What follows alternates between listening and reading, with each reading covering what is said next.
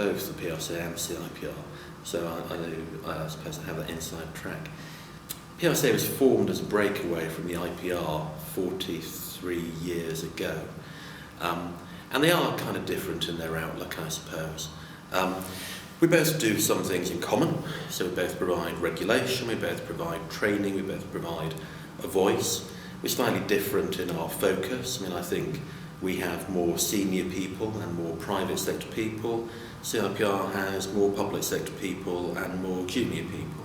But I think we collaborate together at times, and you know, competition is kind of a good thing. I think the quality of our training, for example, has increased in both our cases because we're competing for market share. So we see that as a kind of good thing.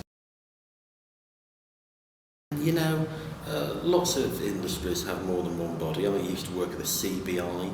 CBI coexists quite happily with the Institute of Directors and the British Chambers of Commerce and the Engineering Employers Federation.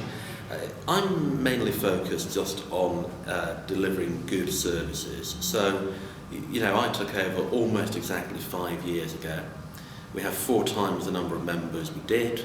In terms of revenue, we're 3 times what we were. In terms of staff, we're 5 times what we were. We've done things like winning the PR apprenticeship programme from the government, taking the newspaper licensing agency into the Supreme Court. So I'm just focused on what we do and keeping it pretty good. Why should you belong to the PRCA? Well, if you're at Westminster, for example, you're a member automatically. If you're at one of our partner universities, you're a member automatically. If you want to join, if you're not at one of those partner universities and you want to join, you're very welcome. Why would you join? You get all of your training for free. So you get the practical skills as well that employers recognise, as well as your qualification. You get networking, you get designatory letters after your name.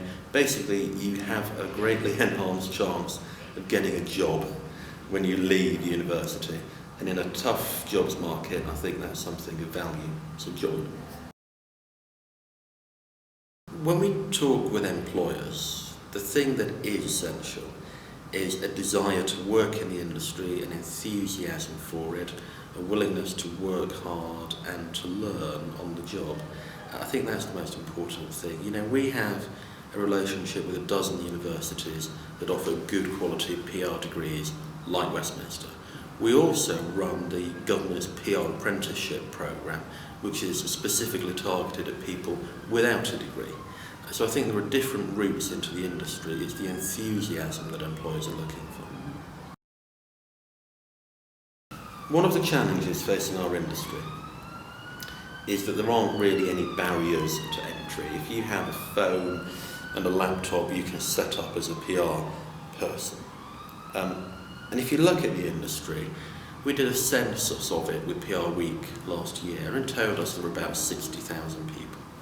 Now we represent about 10,000 people, the CIPR represents about 9,000 people. So that's about a third of the industry. The problem that the industry faces, therefore, there are 2/3 of it that aren't regulated. I believe the best way forward isn't some kind of statutory regulation, so I don't see how that would be enforced, and it would be expensive. I just think that if you're a client and you're looking to use an agency, you ought to ask if they subscribe to a code of conduct.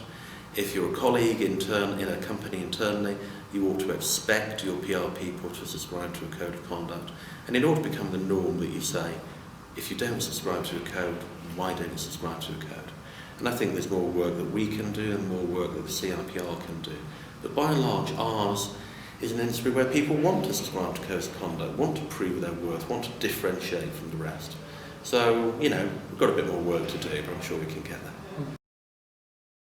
Social media has transformed and is transforming the industry.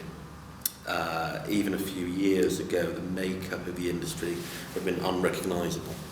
And those trends are only going to continue. The issue facing a lot of the industry is that the people who make the hiring decisions and run the companies that we all know about are not social media natives.